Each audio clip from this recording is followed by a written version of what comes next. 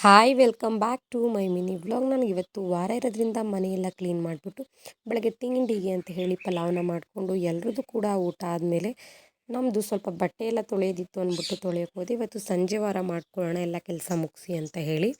ಇನ್ನು ಬಟ್ಟೆ ಎಲ್ಲ ತೊಳೆದು ಬಂದಮೇಲೆ ನಾಳೆ ತಿಂಡಿಗೆ ಅಂತ ಹೇಳಿ ಇಲ್ಲಿ ಸ್ವಲ್ಪ ಅಕ್ಕಿ ಮತ್ತು ಉದ್ನಿಕಾಳನ್ನ ನೆನೆಸಿಟ್ಟೆ. ಬೆಳಗ್ಗೆ ದೋಸೆ ಮಾಡ್ಕೊಳ್ಳೋಣ ಅಂತ ಹೇಳಿ. ಮತ್ತು ನಾವು ಹೊಸ್ದಾಗಿ ನೆಲ ಎಲ್ಲ ನಿಲ್ಲಿಸಿದ್ವಲ್ಲ ಅದರದ್ದು ಬಾಗಿಲೆಲ್ಲ ಇವಾಗ ರೆಡಿ ಮಾಡ್ಕೊಳ್ತಿದ್ರು. ಹೆಚ್ಚು ಕಡಿಮೆ ಒಂದು ತಿಂಗಳೇ ಆಯಿತು ನಾವು ಇವ್ರಿಗೆ ಒಪ್ಪಂದ ಕೊಟ್ಟು. ಆಚಾರಗಳೇ ಇಷ್ಟು ಅನಿಸುತ್ತೆ.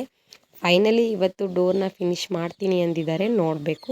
ಇನ್ನು ನನ್ನ ಕೆಲಸ ಎಲ್ಲ ಮುಗಿಸೋ ಅಷ್ಟರೊಳಗೆ ಮಧ್ಯಾಹ್ನನೇ ಆಯಿತು. ಇನ್ನು ಮಧ್ಯಾಹ್ನ ಊಟಕ್ಕೆ ಅಂತ ಹೇಳಿ ಅಕ್ಕನಿಗೆ ತರಕಾರಿ ಪಲ್ಯ ಅನ್ನನ ಮಾಡಿಕೊಟ್ಟು ನಮಗೆ ಅನ್ನ ಸಾಂಬಾರನ್ನ ಮಾಡಿಟ್ಟು ಎಲ್ಲರೂ ಊಟ ಬಡಿಸಿ ನನ್ನ ಕೆಲಸ ಮುಗಿಸಿ ನಾನು ಸ್ನಾನ ಮಾಡಿಕೊಂಡು ಪೂಜೆ ಮಾಡೋ ಅಷ್ಟರೊಳಗೆ ಸಂಜೆನೇ ಆಯಿತು.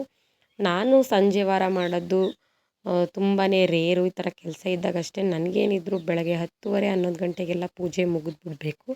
ಇನ್ನು ಸಂಜೆ ಆದಮೇಲೆ ಇನ್ನು ನೆನೆಸಿರುವಂತಹ ಅಕ್ಕಿನೂ ಕೂಡ ರುಬ್ಬಿಟ್ಬಿಟ್ಟು ಜೊತೆಗೆ ಅಡುಗೆ ಕೂಡ ಮಾಡ್ಕೊಬಿಟ್ಟೆ ಜೊತೆಗೇ. ಇನ್ನು ಅಡುಗೆ ಆದಮೇಲೆ ಸಂಜೆ ಮಾತ್ರ ನಮ್ಮನೆ ಎಲ್ಲರೂ ಕೂಡ ಈ ಥರ ಒಟ್ಟಿಗೆ ಕೂತ್ಕೊಂಡು ಊಟ ಮಾಡೋದು ಇದೇ ಖುಷಿ ನಮ್ಮ ಮನೇಲಿ. ಬೆಳಗ್ಗೆ ಮಧ್ಯಾಹ್ನ ಹೆಂಗಾದರೂ ಕೂಡ ಸಂಜೆ ಮಾತ್ರ ರೆಗ್ಯುಲರಾಗಿ ಎಲ್ಲರೂ ಕೂಡ ಜೊತೆಲೇ ಕೂತ್ಕೊಂಡು ಊಟ ಮಾಡ್ತೀವಿ.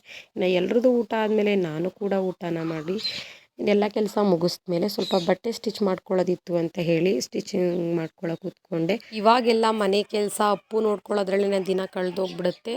ನಂಗೆ ಟೈಮ್ ಸಿಗೋದೆ ಅಪ್ಪು ಎಲ್ಲ ಮಲಗಿಸಿ ಸಂಜೆ ಕೆಲಸ ಎಲ್ಲ ಮುಗಿದ್ಮೇಲೆ ನೈಟು 9 ಗಂಟೆ ಮೇಲೆ ಬಟ್ಟೆ ಸ್ಟಿಚ್ ಮಾಡೋದಿರಲಿ ಅಥವಾ ವೀಡಿಯೋ ಎಡಿಟಿಂಗ್ ಮಾಡ್ಕೊಳ್ಳೋದಿರಲಿ ಎಲ್ಲದಕ್ಕೂ ಟೈಮ್ ಆಗೋದು. ನನ್ನ ಇವತ್ತಿನ ವ್ಲಾಗ್ ಇಷ್ಟ ಆಗಿರೋ ಪ್ಲೀಸ್ ಲೈಕ್ ಮಾಡಿ, ನನ್ನ ಪೇಜ್ ಫಾಲೋ ಮಾಡೋದನ್ನು ಮರಿಬೇಡಿ.